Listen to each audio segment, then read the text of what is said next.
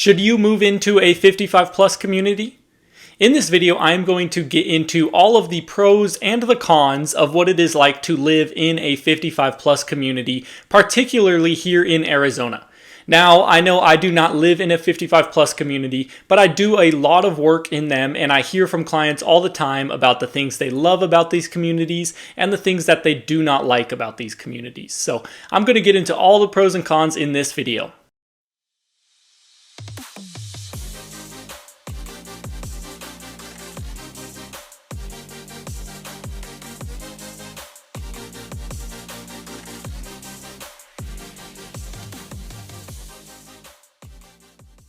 Hello, this is Cody and welcome to the channel. My goal is to give you the 100% honest truth about what these communities are really like. I do offer a free 55 plus community guide. All you need to do is send me an email. It also has a spreadsheet that goes over all the different amenities and the fees that they have, their capital improvement fees, so you can really compare the different communities and see which ones are more expensive, less expensive, which ones have better amenities, and all of that good information. So just send me an email and I can send that right over to you. Now let's get into the pros and cons. Moving into a 55 plus community is such a big decision for so many people.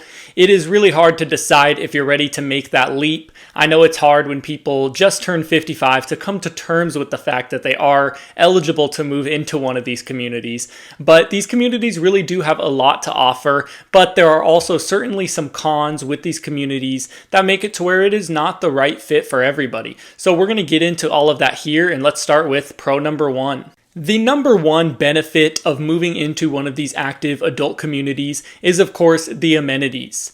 All of these communities are going to offer amenities at least at a basic level with a clubhouse, a pool, and tennis courts, something of that sort, but many of the communities have resort-style amenities that are very, very luxurious. They have a really nice pool. They'll have a golf club, maybe a spa. They'll have a ton of different things in there, and it'll just be really, really well done. The communities that have a lot of these are the Trilogy communities or the Robson Resort communities. I have videos on all of these on my page if you want to check them out, but the amenities are really the main draw for these communities, of course.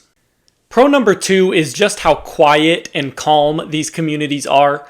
Of course, being a 55 plus or a 45 plus community, there aren't going to be any full-time kids living in there. So with no children, it is going to be a little bit quieter. You can sit in your backyard and just relax and listen to the sounds of nature. And many of these communities are also in a little bit more remote parts of the city. So you're not going to be next to the everyday hustle and bustle of people commuting to work and, everything like that. So it is going to be a little bit quieter in these communities, and it's just a slower pace of life in here. No one's in a rush to get to work or anything like that, so it does keep the communities nice, quiet, and calm. Pro number three about these communities is just how safe and secure they are. Many of these communities are going to be gated and or guarded, so only authorized people can get into the community, and not just anyone can drive on in here. A lot of these communities are very tight-knit and close, so people are looking out for each other. It has a really small town feel in a lot of these places. And so if you're out of town, your neighbors are most likely going to be keeping a little bit of an eye on your house. And that's always a good thing to have. So if you leave for a month or for the whole summer like so many people do, you can lock your house and know that it is going to be safe while you're gone. Pro number four is how involved you can get in these communities. These communities have different clubs, organizations, and workout groups and things like that you can really get involved in. For example, Pebble Creek has over 100 clubs and organizations within the community, and those are going to be things like walking groups, ceramics club, photography club, tons of different things like that, and they have over 100 of those. So whatever you have an interest in, there is going to be a club out there for you to spend time with like-minded people and do something that you love. So it is really great to have that community atmosphere around you and be able to do something that you really enjoy to do. Pro number five is just a less stressful lifestyle. It is a lot more relaxed feeling in these communities because, well, most people in there are retired. So people aren't rushing to work. They don't have to wake up at 6 a.m. to get ready and drive into Phoenix for their job. So it is just a lot more of a relaxed and slower paced lifestyle, which is a really great thing to be around when you're used to the busyness of everyday life. People will not be in a rush. They're just going to play golf and go into the community center to have a good time and meet with their club. So it's really a good feeling to be in a less stressful environment, especially if you are retired. Pro number 6 is how active of a lifestyle you can lead in these communities. These communities really promote an active lifestyle. They have a lot of different workout groups and water aerobics, walking groups, hiking groups, and of course they have pickleball, golf, tennis, bocce ball, all kinds of things like that, just to get you out of the house and get you active, walking around, and of course staying healthier. Now on to the cons about these communities. The number one con that I hear about from people looking in these communities are the strict HOA rules that most of these communities have. Of course, an HOA is very important for these areas because they need to maintain all the amenities, keep the houses looking nice and uniform, and all that kind of good stuff. So it is very important, but sometimes the HOAs can be very strict and some people do not agree with some of their rules. A lot of times they won't allow street parking. They won't allow RVs to be parked at a house if you don't have an RV garage.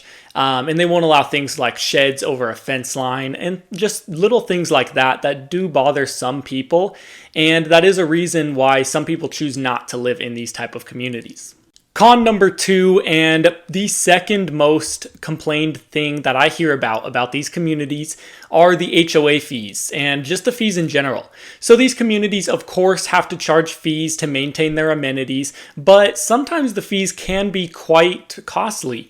So when you move into one of these communities, usually you have to pay a capital improvement fee, which is a one-time fee when you move in, and then you have to pay a monthly HOA that goes to pay for your amenities and things like that.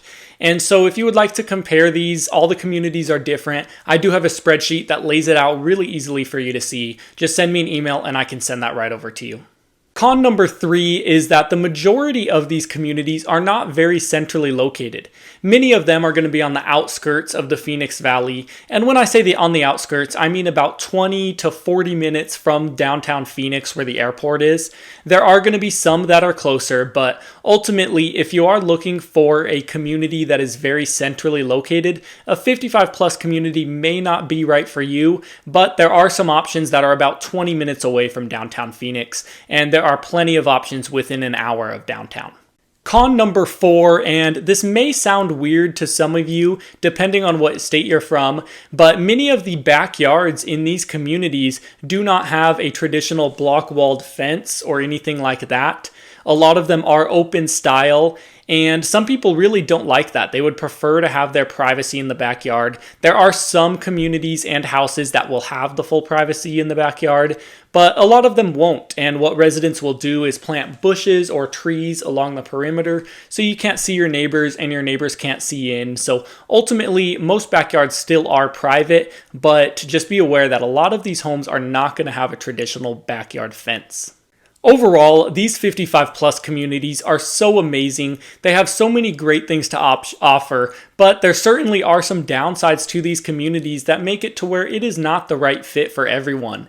So if you have any questions, I do a ton of work in these communities. All you need to do is send me an email or give me a call. I also offer my free 55 plus community guide. Send me an email and I can send that right over to you.